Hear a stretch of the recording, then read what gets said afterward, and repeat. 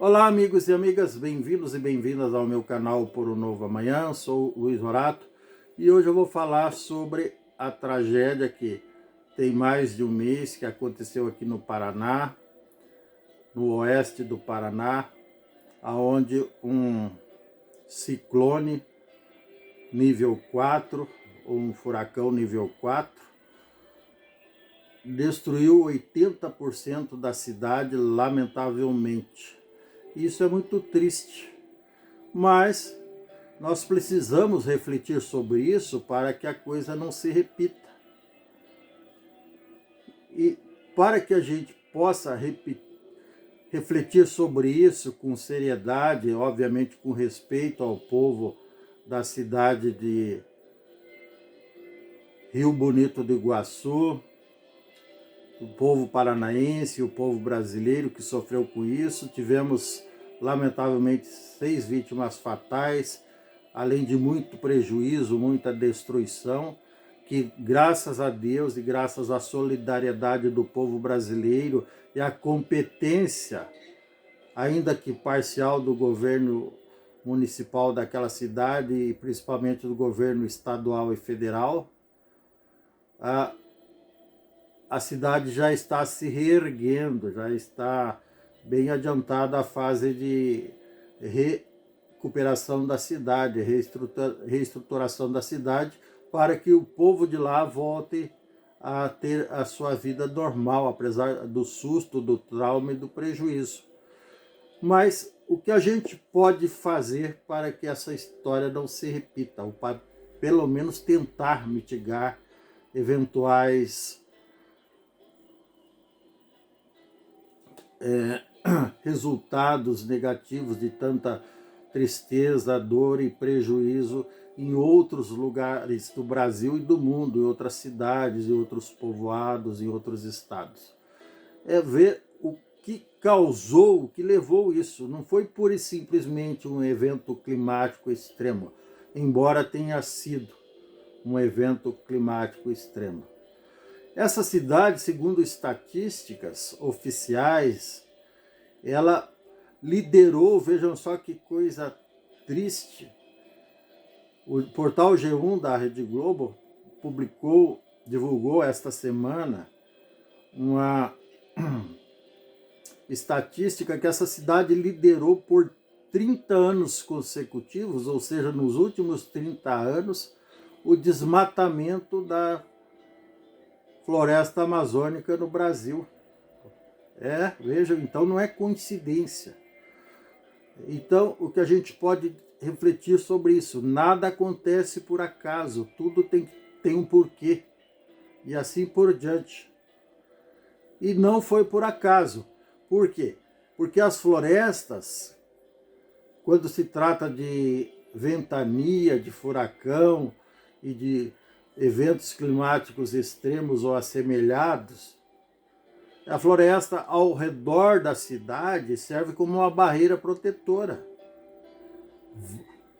Vão se destruir árvores, vão tombar árvores, mas a floresta fica ali, resistente, como uma barreira protetora. Assim como as colinas, as montanhas fazem isso, elas são barreiras protetoras de cidades, de lugarejos, de vilas, de países, de estados. Mas o povo desta cidade, deste município de Rio Bonito do Iguaçu, não tinha essa informação, ou se tinha, simplesmente negligenciou. Alguns até, creio eu, não posso afirmar, podem até ter se empolgado com as pregações do ex-presidente agora preso, que era a favor do desmatamento. Isso ele deixava bem claro nos seus discursos, era a favor do garimpo ilegal, isso ele deixava bem claro nos seus discursos, era a favor da queimada de florestas, também ele deixava bem claro nos seus discursos, embora hoje ele negue agora que a casa caiu, o cara nega tudo, né? Nega até Bom, vamos deixar para lá essa última negativa aí. Essa é impublicável. Então, o cara nega tanta coisa, ou seja, não assume coisa nenhuma, não assume os próprios erros, as próprias falas, as próprias declarações, a própria estupidez, não assume. Aliás, a grande maioria das pessoas, quando a casa cai, não assume mesmo. Dificilmente alguém assume os erros que cometeu. Então não é privilégio dele não assumir. Então, aí as pessoas se iludiram com o discurso pró-desmatamento e desceram a motosserra, o machado, a traçadeira e derrubaram tudo.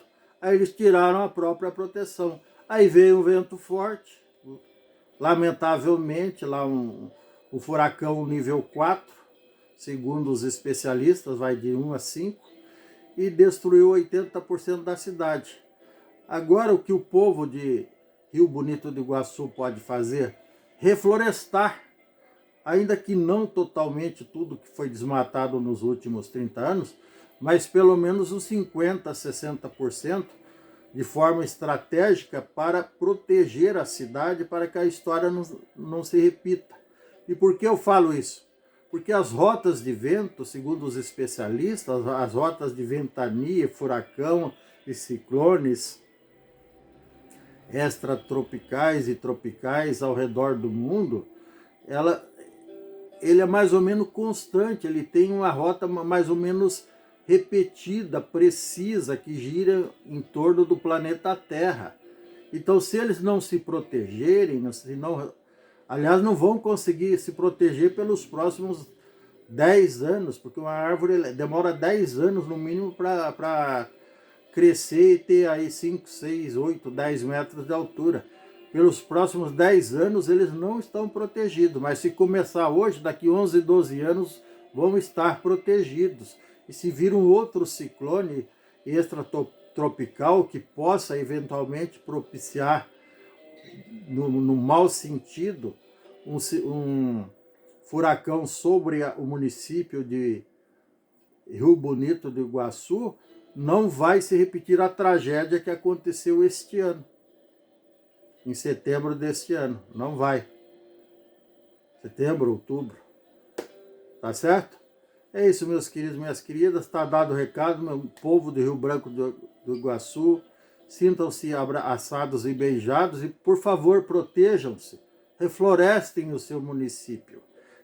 A ganância de alguns, de meia dúzia aí de latifundiário, não justifica a tristeza e o prejuízo da grande maioria de milhares e milhares de pessoas, munícipes dessa cidade que lamentavelmente passou por isso, tá certo? É isso, meus queridos, minhas queridas. Se você gostou, dê um like, dê um joinha, inscreva-se no meu canal, não custa nada. Ative o sininho para receber novos vídeos em tempo real. E por favor, compartilhe e coloque um aí se concorda aí nos comentários. Um se concorda com o que eu digo, 2 se não concorda. Não precisa me xingar porque eu não xingo ninguém e assim por diante, tá bom? Beijo, tchau.